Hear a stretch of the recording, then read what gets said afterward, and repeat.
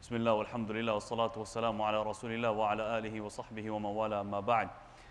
As you all know, alhamdulillah, we commenced with Surah Hujuraat the previous week. And Surah Hujuraat is an amazing surah in which many etiquettes and akhlaq and adab are mentioned, and how we must carry ourselves, how we must deal with each other, publicly, privately, how we must interact with one another.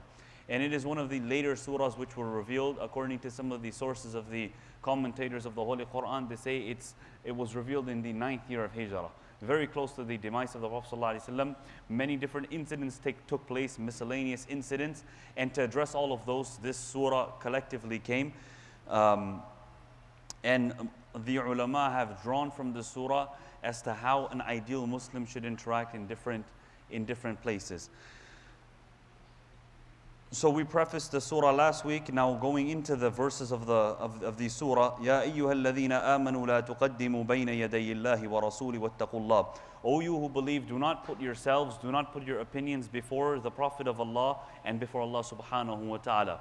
So whenever you are doing anything, you must be very careful. You must be very mindful as to what Allah wants, what the Prophet wants, and what am I doing. So in deciding my career, in deciding what job I want, in deciding the income I earn, in deciding whatever it may be, we need to plan a wedding, we need to plan a function. Whatever I am doing, I am mindful of Allah subhanahu wa ta'ala and the Prophet sallallahu alaihi wasallam. They come before everything. So now I try to do this, and this, trying to please these guests of mine and these family members of mine. But in earning their pleasure, I am earning the wrath of Allah. In earning their happiness, I am earning the wrath of Allah. Then what's the point of us calling ourselves Muslim when we are contradicting the very definition?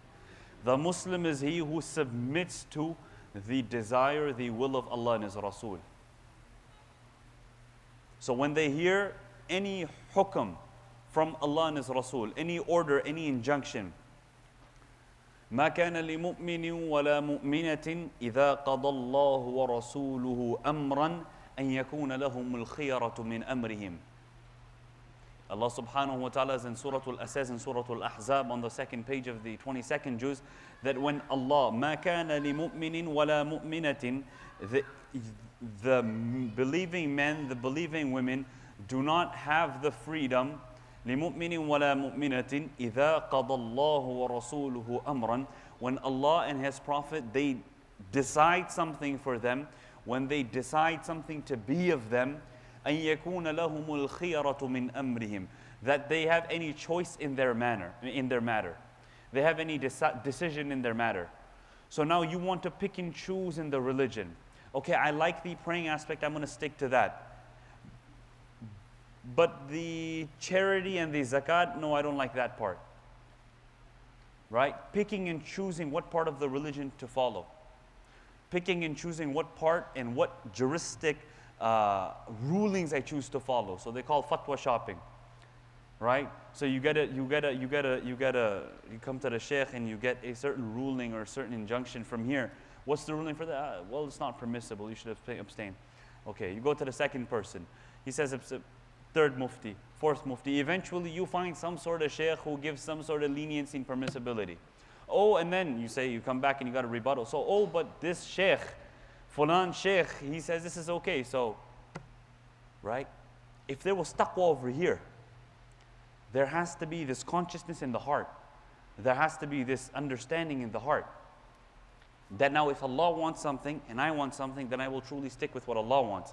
Because when I go with what Allah wants, then there is the happiness of both this world and the hereafter. We have a false notion that in following the desire of Allah and His Rasul, following the will of Allah and His Rasul, we will only find success in the hereafter. That's the notion we have. So ukhrawi success in the hereafter will be found in following the Sharia. But the reality of the matter is that success in both dunya as well as akhirah will be for the person who follows this Sharia. So externally, apparently for a few moments, you will be tested and you will be tried. But ultimately, success, happiness and pleasure in both the world and the hereafter will be for you. So the Prophet ﷺ, it is a time of Khandaq, and all of the people, all of the ahzab, all of the groups and delegations, all of the disbelievers came together to attack the Muslims. Here they're digging a trench. He has sallallahu alaihi wasallam, has two rocks tied to his stomach due to his hunger. Just to wean his hunger, to appease that hunger. So he has two rocks tied to his stomach. Right? Two rocks tied to his stomach. And what does he do? When the other companion comes, Ya Rasulullah, I'm in this situation, this is my predicament. I have a rock tied to my stomach, I'm in this situation. Prophet ﷺ lifts his cloak and he shows that he has two rocks tied to his stomach. He has two rocks tied to his stomach. And at that moment, he should feel that, oh, we are doing this solely for the akhirah, and my companion, verily we have the gardens and the riches in the hereafter in Jannah promised. And all of the goodness in Jannah we have promised. Right? We have all of this bliss in Jannah that's promised for us. But at that moment, he doesn't say that. He says, my companion, be patient for a few moments, for verily I see the empire of Roman Persia falling to your feet. وَالصَّبْرُ فِي النَّائِبَاتِ صَعْبٌ لكن فوت الثواب أصعب. ثواب الدنيا والآخرة. ثواب الدنيا والآخرة. Ali radiallahu anhu would say, فَفَرْضٌ عَلَى النَّاسِ أَن يَتُوبُوا لكن ترك الذنوب أوجب. والدهر في صرفه عجيب وغفلة الناس فيه أعجب. والصبر في النائبات صعب لكن فوت الثواب أصعب. وكل ما يرتجى قريب والموت من كل ذاك أقرب. It's a long stanza and linguistically it's very eloquent, but he says to be patient during trials and tribulations is difficult. But to not be steadfast and to not be patient and to lose out on the reward in both the hereafter and this world is even more difficult. So be patient for a few moments. This is how the ulama would define the pleasure of sin versus the difficulty or the patience of going against the nafs. So they say that when you have this urge to sin, and when you have this want to sin, and this drive to sin, and now shaitan is stimulating you, and shaitan is whispering, and your nafs is also enforcing you to sin. Right? Imam Shafi'i rahimahullah, he talks about a youngster who came to him and he starts complaining to him. إذا اشتد وجد امرئ فكيف يصنع. إذا اشتد وجد امرئ فكيف يصنع. When a man, his ego is at its peak, and he really wants to indulge, and his nafs is really telling him to indulge, what should he do? So he says, أن يكتم سره ويداوي هواه. أن يكتم سره ويداوي هواه. He hides the secret, he don't share it with people. ويداوي هواه, and he mends this ego of his, mends this nafs of his. So he says, فَكَيْفَ يَصْبِرُ وَالْهَوَى قَاتِلُ الْفَتَى. How can he be patient when the nafs and the desire is perpetually killing the man? So every time I look and it's killing me. And every time I pass by, it's hurting me. And everyone is indulging on a Friday night, on a Saturday night. They're enjoying themselves. They're having a good time. How can I make sabr? How can I then make my sabr? The ulama give the definition that desire to sin is that like an itch. When you have a desire to scratch, right? You have a rash and there's a desire to scratch. So he says that it is a burning desire and it is very powerful, but it is not perpetual. If one succumbs and he starts to scratch, then he will scratch and scratch and scratch. It will feel very good momentarily, but the ultimate outcome of him scratching will be that he will now start bleeding. He will now have compounded the issue. The rash will have spread, and it just gets worse and worse from there. So the momentary pleasure of scratching is not valuable enough to torment yourself further. So you get a really nice feeling in scratching and it feels so soothing. But it is not enough of a pleasure for you to scratch and for you to make the matter worse for yourself. On the flip, you have a desire to scratch, but you know me scratching will only make the matter worse for me. The next time the itch will be worse, I will have more of a desire to scratch. And the rash will have spread not only to that area, but throughout that part of my body. So what does that person do? He says, no, I will not scratch. It can hurt me. It can really ask to be scratched. The itch can get really tempting, and the urge can be there, but I will not scratch. He insulates himself that whatever may happen, I'm not going to scratch. The temptation will be really powerful, but the temptation will be momentary. He will defeat himself that one time. The goodness of that will be the rash will slowly start to disappear. And the next time that sensation and that desire to scratch comes, it will be weaker than the first time it came. Exactly is the case when a person sins. When the desire to sin is there, the moment you succumb to the ego and the nafs. So shaitan comes in a very cunning manner. Shaitan says, you know what? Wean your ego this one time. Succumb to your nafs this one time. You know, from tomorrow, inshallah, you're not going to do it anymore. Right? Today's the last time. Khalas. Today is the last time. It's okay. From after today, I will not do it. And I've been telling myself that same thing for the last 10 years. And I've been telling myself that same thing for the last 10 years. And that day still hasn't come. Shaitan has no problem for your pious intentions, for your good intentions, as long as they are for tomorrow. And then who promised you a tomorrow? Who promised you will see a tomorrow? So now is the time. It is difficult, and accept it is difficult. But it is not worth that you succumb to your ego at this moment, and then you go through the difficulty and the pain, both in this world and the hereafter.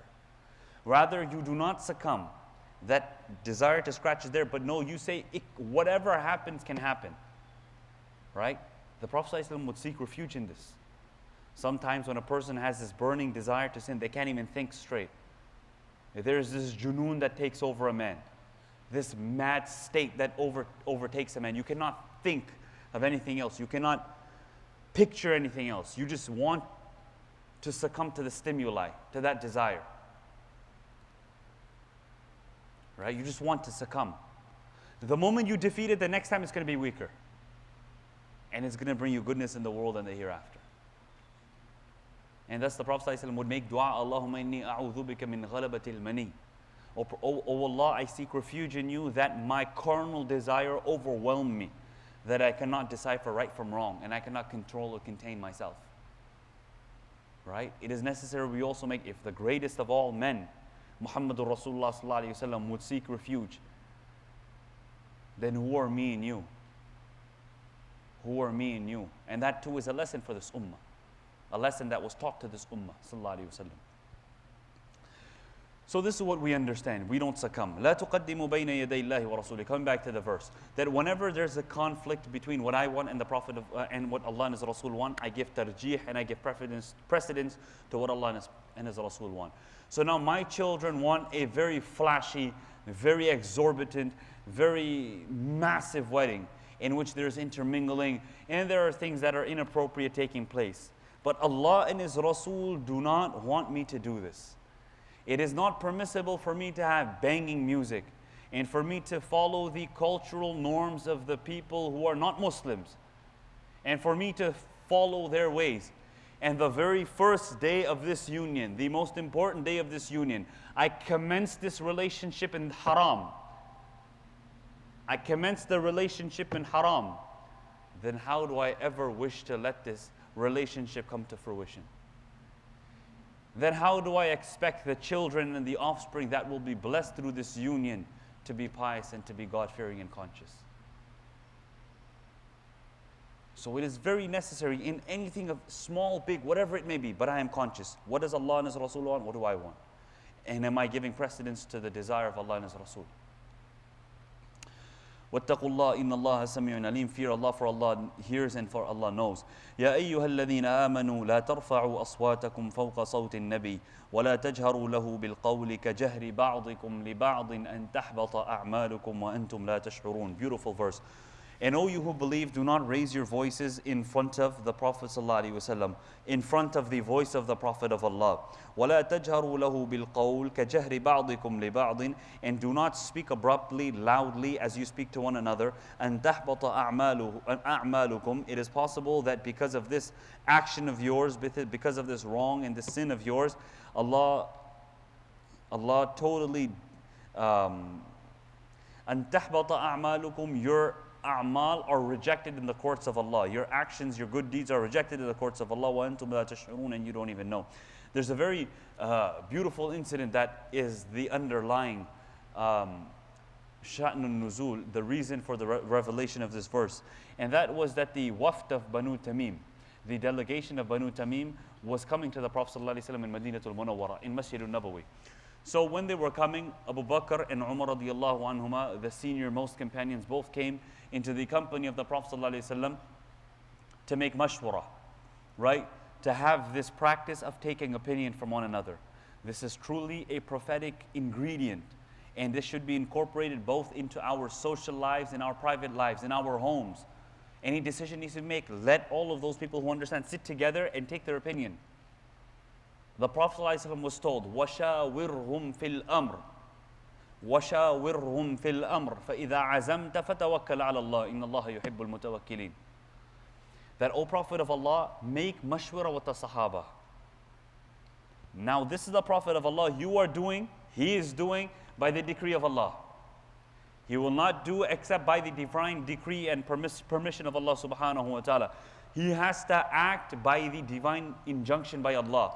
But still, to bring the happiness or to earn the pleasure or to please or to bring happiness into the hearts of the companions, take their opinion. Let their word count for something.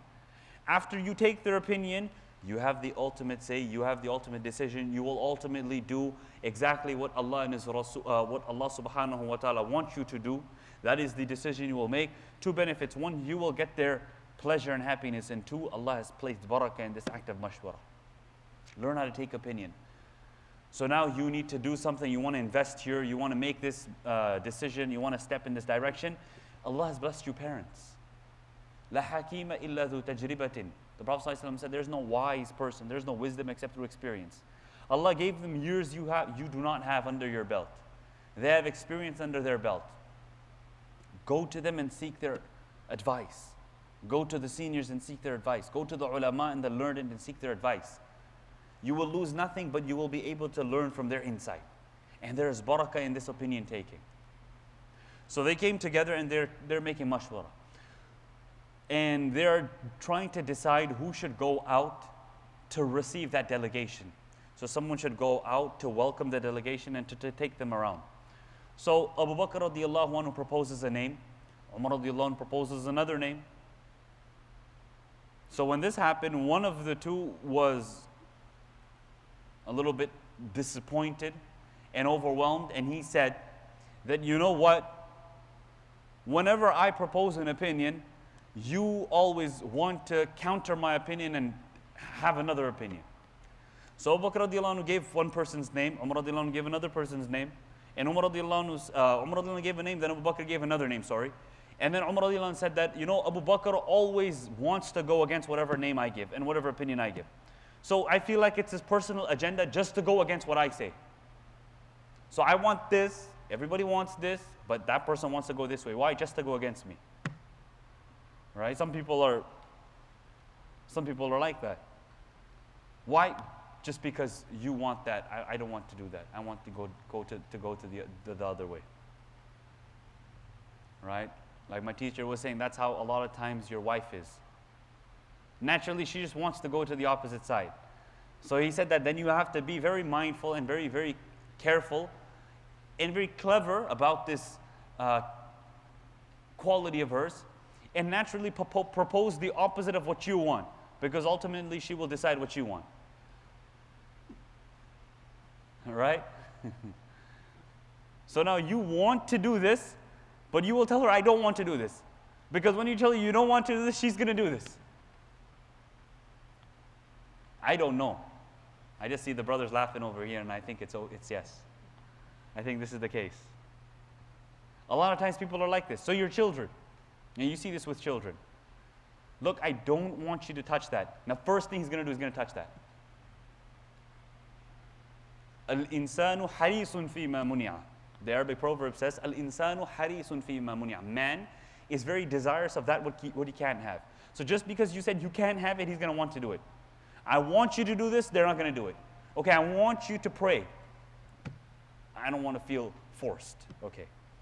I don't want you to go eat that. And the first thing he's going to go do that. So you have to keep that in mind and says, you know what? I don't want you to pray Quran. Because I know you can't pray Quran. And watch, the child is going to go run and pick up the para just trying to prove your word wrong. At the end of the day, right? At the end of the day, it's the maqsood and it's the objective which needs to be fulfilled however it is fulfilled. So let your wife think she made the decision and that's how you are going to be successful. Don't make her feel like you impose this decision on her. Let her feel like she ultimately came to that conclusion. So you have to be very careful in how you deal with people like this. Keep these things in mind and you have to work accordingly. So Umar radiallahu anhu fell offended. He said that, whenever I propose an opinion, Abu Bakr goes the opposite direction. He always has something else to say, some other name to give. And in that juncture, the voice was risen, right, going back and forth. And now we're not talking about any ordinary companions. We are talking about the elite, the noble, the greatest companions, Abu Bakr and Umar radiallahu anhuma. And this goes to show that they too were human beings. They too were humans. They weren't perfect. They too had this bickering and small little arguing. When you're sitting in the boardroom and the committee has come together, and naturally there's back and forth. Or you're sitting in the circle for mashwara, and naturally there's back and forth. Right? There's a little bit yes, no, and back and forth. So this happens, but till this point we are the same. Till this point we are the same. The difference between us and them, and that's where they become our role models, is that despite external ikhtilaf and difference of opinion, their hearts were united and their hearts were together. So they, in their difference of opinion, were more united than we are in our external unity. So Siffin and Jamal, they both happened. Such massive and dark times of our history, but their hearts were together.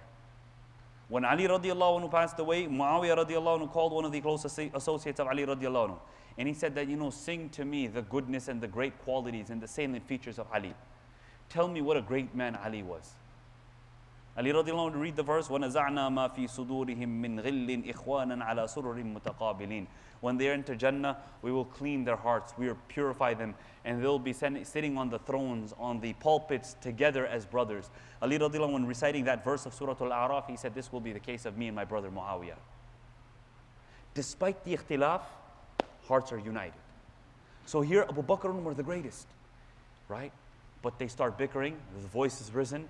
In the presence of the Prophet ﷺ, immediately Allah reveals verse, لا ترفعوا أصواتكم فوق صوت النبي. Do not raise your voices in the presence of the Prophet ﷺ. ولا تجهروا له بالقول كجهر بعضكم لبعض. Have some adab, have some etiquette. Know whose presence you are sitting in front of. Know in front of whom you are sitting. الدين كله adab.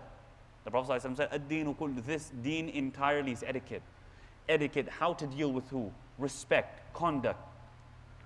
So they were bickering here, but their hearts were united. I tell you how. When it was time to make Khalifa, istikhlaf, Abu Bakr radiallahu anhu decided to make the Khalifa Umar ibn al-Khattab radiallahu anhu arda. So the people came to him and they said, Abu Bakr, you are making Umar Khalifa. Don't you know how harsh, how stern he is? How are you making him the deputy? How are you making him responsible for the affairs of the Muslims? So he said that this responsibility, this task is so massive, so colossal, that it will soften Umar radiallahu anhu. And then they said that, Abu Bakr, you are passing away, and you are making such a harsh man like Umar the Khalifa. What are you going to do when you are questioned in the courts of Allah? He said that I will proudly say, Oh Allah, I have left the best of your men in charge of the Muslim masses. I have left the best of men responsible for the Muslim masses. And on the contrary, on the other end, Somebody came to Umar radiallahu anhu, he said, Umar, I think you're better than Abu Bakr. Though it was known, the seniority of Abu Bakr radiallahu anhu was known amongst the companions. His seniority was known, right? And Umar radiallahu anhu said that I never competed against Abu Bakr in anything except Abu Bakr defeated me. Abu Bakr always beat me. He was always a step ahead of me. So somebody came to Umar and said that, Umar, Indi anta khayrun min Abi Bakr. To me, you're better than Abu Bakr. So if it was me, somebody said that about me against my contemporary, he said that, brother, inshallah, say it with hikmat, inshallah. Next time, just say it a little bit louder. With hikmat, tell the brothers, inshallah. I'm better than, obviously with hikmat, you have this insight. Alhamdulillah, I'm better, obviously for the sake of Allah. Right? You have that in the scholarship, meaning the scholarly class. You have that in the working class. You have that in whatever class you look at. I'm trying to outdo my opponent. And somebody says, I need to inflate my ego. So somebody will come and say, Sheikh, I think you're better than that Sheikh. Inshallah, just let the committee and the management know, inshallah. Just let the musallis know, it's with wisdom. Umar radiallahu anhu immediately responds. The reality is reality. Fadilat is something Allah gives. Umar radiallahu anhu immediately responds and says, Wallahi, la laylatum min Abi Bakr wa yawm khayrun min Umar wa ali Umar. Wallahi, la laylatum min Abi Bakr wa yawm khayrun min Umar wa ali Umar. He said that, my friend, you are telling me I am better than Abu Bakr. Let me tell you in all honesty, one day and one night in the life of Abu Bakr radiallahu anhu is better than in the entire life of Umar and the entire Khattab progeny. It's not only better than Umar, but it is better than Umar and Umar's entire family. Do you know what this man has done for the deen? So they're bickering, but look at his heart. Behind his back, no, he's singing genuine praise of the man. Right? What's the definition of an arrogant man, a prideful man? Is he who gets offended when somebody else is praised in his presence. And you'll find those people, sometimes they're very generous monetarily, but to say a kind word, it's impossible. So you say, mashallah, that brother, he's amazing. Yeah, well, I don't want to say anything. Okay. Mashallah, that brother, he's really, really, really good. Well, I don't want to do ghibat. I don't want to do ghibat. Well, you just did ghibat. I don't want to do ghibat. You just did ghibat. Sheikh, I don't want to do ghibat. Right? They get offended when somebody else prays. Why are you getting offended? Learn how to acknowledge the good in them. The Quran is so munsif and so balanced and so just that even the disbelievers, the Quran, the good qualities in them of the Quran makes i'tiraf, and the Quran recognizes. وَمِنْ أَهْلِ الْكِتَابِ مَنْ إِنْ تَأْمَنْهُ بِقِنْطَارٍ يُؤَدِّهِ إِلَيْكَ. That from the Ahlul Kitab, from the Jews, there are people, if you entrust them with massive, massive amounts of wealth, huge qintar, huge piles, huge piles of treasure. You entrust them, وَمِنْ أَهْلِ الْكِتَابِ مَنْ إِنْ تَأْمَنْهُ بِقِنْطَارٍ. You will entrust them, يُؤَدِّهِ إِلَيْكَ. They will fulfill that right onto you. They will pay you back. They will be very just. They will be very upright. They will be very righteous. The Quran is making i'tiraf of disbelievers. Then why can't I make i'tiraf? Why can't I recognize the good qualities of other people? I'm too busy seeing the flaws of other people with one eye and seeing my good with the other eye. Right? So now I'm so full of myself. Brother, don't pat yourself on your back so hard, you just might dislocate your shoulder.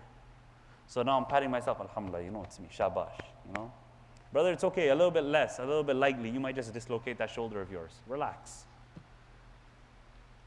Relax.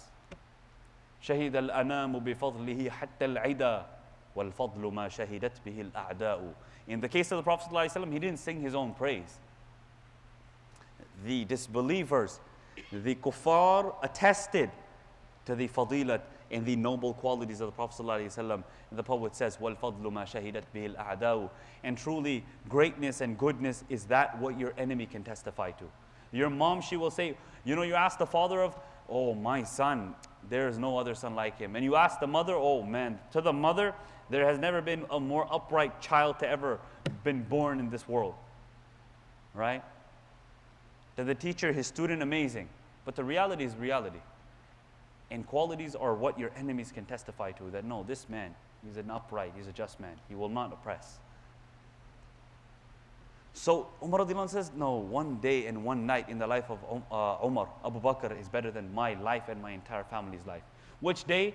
The one day I'm referring to is that day Abu Bakr spent in the cave of Hira during the migration with the Prophet ﷺ. He is migrating with the Prophet ﷺ. The disbelievers are at their neck.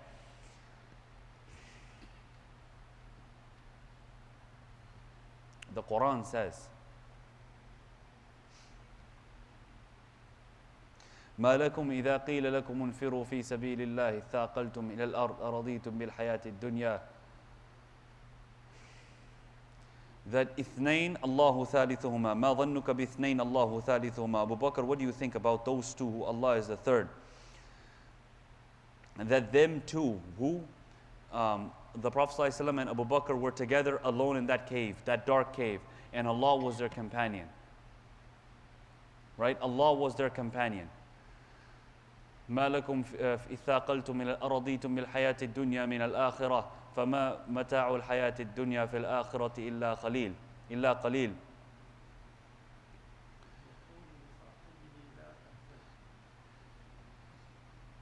لا تحزن إن الله معنا.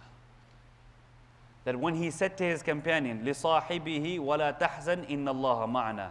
Do not grieve. Do not grieve. Abu Bakr says, Ya Rasulullah, the kuffar are right there. We can see their feet. We can see their heels. We can see they're walking above us. We're in this situation. We're in this predicament. Allah sent a bird to make a nest, to lay eggs. In that situation, Allah sent a bird to lay a net. And at the mouth of the cave, Allah sent a spider to make a web. Now they come there, and they are so close. They are so close. إِلَّا تَنْفِرُوا يُعَذِّبُكُمْ عَذَابًا أَلِيمًا إِلَّا تَنْصُرُوهُ فَقَدْ نَصَرَهُ اللَّهُ إِذْ أَخْرَجَهُ الَّذِينَ كَفَرُوا. When he brought out those people who disbelieve. ثَانِيَ اثْنَيْنِ, he was the second of the two. إِذْ هُمَا فِي الْغَارِ, when they were in the cave. إِذْ يَقُولُ لِصَاحِبِهِ, when the Prophet ﷺ was telling his companion Abu Bakr, لَا تَحْزَنْ, Abu Bakr, don't grieve. Why are you getting sad? Why are you getting sad? إِنَّ اللَّهَ مَعَنَا, Allah is with us. Allah is with us. Allah is on my side. Allah is on my side. Why will the volatility and the fluctuation of the market make me sad? Allah is on my side. فَرَبًّا كَفَاكَ بِالْأَمْسِ مَا كَانَ سَيَكْفِيكَ فِي غَدٍ مَا يَكُونَ. The Allah who took care of me yesterday will take care of me tomorrow. Right? Worrying and anxiety will not deter the decree that has been predestined for you tomorrow. So worrying today will not deter whatever chaos, mayhem to come to myself tomorrow. It will not deter. It will only sap the joy of the moment today. So I'm worrying, I am anxious, I am constantly pondering. It will not change anything that's going to come in my direction. It's going to only take away the pleasure of my moment today. Enjoy the moment. Have a good time in the moment. Smile in the moment. Allah will take care of you tomorrow. لا تحزن إن الله معنا. Don't grieve, Allah is with us. Then Allah says, فَأَنزَلَ اللَّهُ سَكِينَتَهُ عَلَيْهِ. Allah let tranquility descend upon them. وَأَيَّدَهُ بِجُنُودٍ لَمْ تَرَوْهَا. Allah said, we assisted them with an army they did not see. وَجَعَلَ كَلِمَةَ الَّذِينَ كَفَرُوا السُّفْلَى وَكَلِمَةُ اللَّهِ هِيَ الْعُلْيَا. We made the word of the disbelievers low, and we made the word of the ones who believe high. وَاللَّهُ عَزِيزٌ حَكِيمٌ. Allah is almighty, filled with wisdom. So, the one day that is better than my life, Umar's life, and in Umar's entire family's life, is that day when Abu Bakr was inside the cave with the Prophet ﷺ. Nabi ﷺ was resting in his lap. Abu Bakr first comes in, he cleans the entire cave.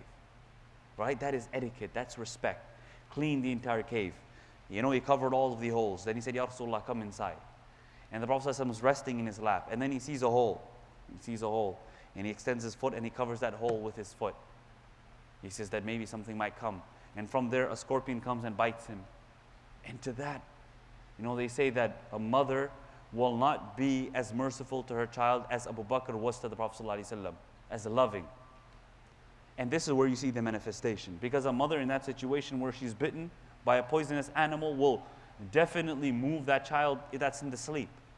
No matter how beloved that child is, a child sleeping, the mother is going to move, obviously, wake that child up. In that situation, Abu Bakr is bitten, he's poisoned, and he does not move a muscle to disturb the sleep of the Prophet ﷺ. Then a tear comes down his face and drops on the forehead of the Prophet ﷺ. Why? Because he thinks that now this poison is going to come in my entire body and I will leave the Prophet ﷺ. Nabi ﷺ wakes up and he says, Abu Bakr, what's the situation? And he sees that Abu Bakr has been bitten and poisoned. And then he puts his blessed saliva on that wound and he is cured. And Nabi ﷺ said that indeed the ihsan Abu Bakr has done to me. He said that anybody who has done any good to me, has done a favor to me, kindness to me, I have paid them back in this world. I have fulfilled their right onto me in this world. But the ihsan Abu Bakr has on me, Allah will pay him on the day of judgment. Allah will pay Abu Bakr on the day of judgment. And he said that second, the night when? So the night was the night he spent in that cave with the Prophet ﷺ. He said the night and the day. So the night was the one spent in the cave. And the day was the day when the Prophet ﷺ passed away. And the entire ummah, all of the companions were in a hysterical state, were shocked, did not know how to react.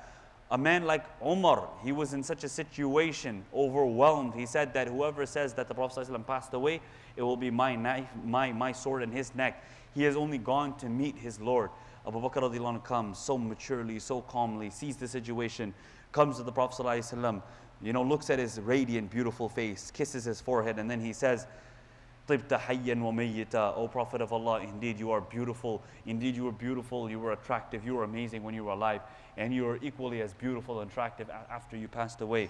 إِنَّ اللَّهَ لَا يَجْمَعُ عَلَيْكَ مَوْتَتَيْن. Allah will not let two deaths come together upon you. What two deaths? You have died in this world, Allah will not let you die after this. Now it's perpetual life in the hereafter, perpetual goodness. That's one meaning the muhaddithin say. Another meaning is that Allah will not let mawtatain, that you physically died. Allah will not let that alongside your physical death, your sharia also dies. You may have gone, but your legacy and your sharia will live till the day of judgment. So Umar says that one night and that one day from the life of As-Siddiq Al-Akbar, Abu Bakr As-Siddiq radiallahu anhu, is better than the entire life of Umar and the entire life of Umar's family. And men like Abdullah bin Umar were from the family of Umar ibn al-Khattab, the man who was so punctual with the sunnah of the Prophet ﷺ. And men like Umar ibn Abdul Aziz came from or were related to the progeny of Umar ibn al-Khattab, but he says no, Umar and his entire family till the day of judgment will not be able to go up against just one day and one night from the life of Abu Bakr as-Siddiq. So they bickered, right? They had an argument, oh Abu Bakr, you're going against me. You always want to. Abu Bakr went back and they raised their voices, but their hearts were united. This is where they become our role models. That we can have difference of opinion, but let our hearts be united. So a small issue happens. What? The brother blocked my parking outside. The brother, he told me this the other day. Just one thing and it's enough. I will not talk to him for years on end. And I will hold this grudge deep inside me. I was in California in Ramadan and the Sheikh was sharing an incident with me. There was an incident that happened between two brothers 2 years ago when I was there 2 years ago. He said that Sheikh, that small incident that happened when you were here 2 years ago was just fixed about 3 months back. Something so small. You know what it was? It was the mic was a little loud. The brother had an issue. He was really upset and angry. He got up and he just turned the mic. The brother said that, brother, you know what? You're standing under the mic and that's why it's loud. If you just stood on the other side of the masjid, it won't be as loud. You have people with just ajib understanding. So why did he tell me that? He was mad and offended and he held that grudge for 2 years. Small things we are holding. Let that heart be clean. Let it be clean. Difference of opinion, ikhtilaful ara is possible. When Musa and Khadir, right? One was granted the knowledge of the external, one was granted the knowledge of the internal. Ilm al-zahir, ilm al-batin. Both. When they were together, eventually, Khidr had to say to Musa, هَذَا فِرَاقُ بَيْنِي وَبَيْنِكَ. This is where I go my way, you go your way. The Mufassirin rahimahumullah extract from here that it is very possible that both people can be on haqq but still have two different paths. It is very possible for two people to be on the right path, to be correct, but still not see totally eye to eye. Right? One may have one way of doing things, the other may have other ways of doing things. It is possible. Because Allah made you different. My 5 fingers aren't the same. Right? These 5 fingers are not the same. The size isn't the same. The width isn't. It's not the same. But I need every single one of them to fulfill whatever I need to fulfill. I need all 5 of them to come together for me to lift that object. So now this middle finger is longer and taller than every one of them. And then pinky is the smallest. Or the thumb is stubby, and it looks awkward. So I think, what? The middle finger is the tallest and the longest. It's the most, what I think is the tallest, so most helpful. And the thumb, I don't need it. Let me get rid of it. And now I'm stuck. I can't fulfill half of the things I used to fulfill. Why? Why? Because I think the thumb wasn't as important as the middle finger. Or you flip it, you take that other finger away. And it will make every simple act of life difficult for you to perform. Why? Because you need all 5 of them. Brother may have one opinion. He might have another opinion. He might see things one way. He might see things another way. Whatever the case is, however the case may be, we need them all to come together for this task to be performed and for this to be taken care of. So difference of opinion were there in Sahaba, the greatest of Sahaba, but the difference of heart did not come.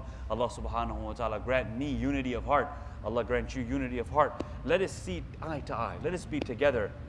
Let us be collective. Let us be so close together that our hearts do not change and our hearts do not bigger. وَلَا تَجْهَرُوا لَهُ بِالْقَوْلِ. And then they were immediately chastised. وَلَا تَرْفَعُوا أَصْوَاتَكُمْ فَوْقَ صَوْتِ النَّبِيِّ. Do not raise your voices. You're talking like this in front of the Prophet of Allah. You don't have this respect. Respect is necessary. There were youngsters who were talking loudly in Masjid Nabawi. Umar radiallahu anh saw them, he called them. He said, where are you from? He said, we're from Taif. He said, you're lucky. If you were from Medina, I would have lashed you. You were raising your voices in front of the Prophet of Allah's grave. In the Masjid of the Prophet ﷺ, you were raising your voices. Allah says, لا ترفعوا أصواتكم فوق صوت. That respect should be upheld in the life of the Prophet of Allah as well as after the death. Right? And now you'll have people, I've seen this. Brother has his phone, mashallah, and he comes from Babu Salam, and he has his headphones popping. No, alhamdulillah, akhi, أنا الآن ما شاء الله عند باب السلام وسلم على النبي, mashallah. Oh, I'm over here, I'm in front of the grave of the Prophet of Allah. You know what, Sheikh? My brother here, make salam. And he'll turn the phone, FaceTiming his brother, he'll turn the phone here, make salam to the Prophet. Brother saying, Assalamu alaikum ya Rasulullah. This is how low we've fallen. Your respect isn't maintained. So now it is a place of sanctity, of honor. You should be spiritually, overwhelmed. You should be reflecting and pondering. The case of our scholars was that they would come to Medina and they would stand at one side, not even have the audacity to stand in front of the grave, at one side, and think to themselves that how can I go with such sins and such filthy feet in front of such a noble man? With what face am I going? And after so much tawbah, they would finally have the courage to go. And now, mashallah, I'm laughing and I'm jolly and I'm jumping and make salam here. Or I'm taking selfies in front of the Kaaba. We've been bereft of virtue. I'm not saying any juristic ruling over here. I'm not telling you pictures halal, haram. No, that's not what I'm just saying there are certain cases, certain places where sanctity and respect should be upheld. Right? When I'm traveling to America, right? When you go into U.S. Customs, you can see this aroma. You can't pull out your phone. You're not allowed to talk on your phone. You can't even be on your phone. The moment they see you, they're going to call you and say, put your phone away. U.S. Customs, for whatever regulation they have, but people respect the authority there, the aroma there. You're in front of the best of creation. That respect, that humbleness should be upheld. And that respect is upheld from what we see in the life of Umar radiallahu anhu, in the life of the Prophet as well as after the death. And it was so serious that Allah says, وَلَا تَجْهَرُوا لَهُ بِالْقَوْلِ كَجَهْرِ بَعْضِكُمْ لِبَعْضٍ. And don't talk to the Prophet of Allah like you speak to one another, very loud and abrupt and informally and disrespectfully. And then Allah says something so serious that if you do this, أَن تَحْبَطَ أَعْمَالُكُمْ, it is very possible because of your lack of respect towards the Prophet ﷺ, your a'mal could become null and void. Allah would reject all of your pious and good deeds. وَأَنْتُمْ لَا تَشْعُرُونَ, and you don't even realize. From here we realize that there are certain sins that even though you don't have the intention, by you performing them and your lack of carefulness and consciousness and how carefree you are, how carefree you are, and you don't even care. You may do a certain sin, think it's very light, or think nothing much of it, and this may be enough to discredit all of your good deeds.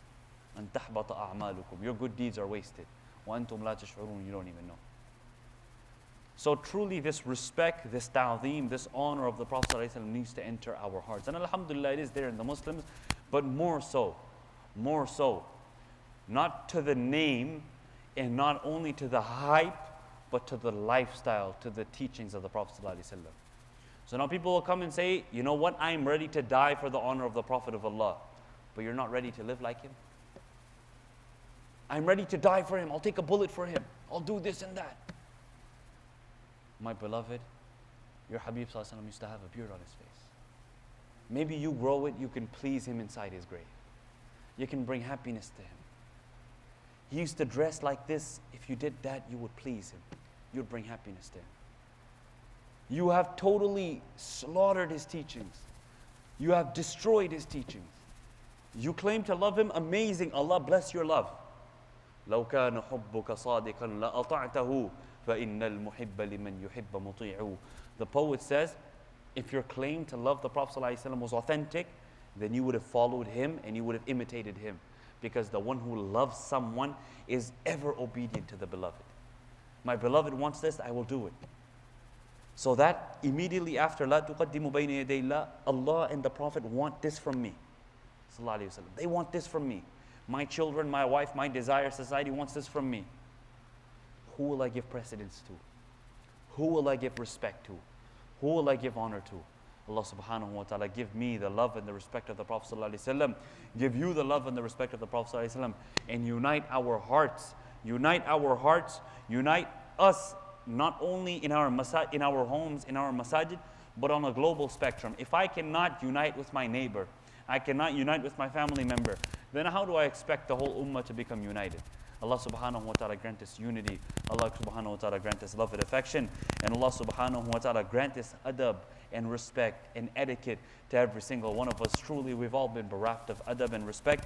Allah subhanahu wa ta'ala accept our sitting together, make us from the Ahlul Quran, and resurrect us collectively in Jannatul Firdaus al-A'la with the Holy Quran. Ameen ya Rabbil Alameen. Wa sallallahu wa sallim ala Sayyidina Muhammad. Wa akhiru da'wana alhamdulillahi Rabbil Alameen.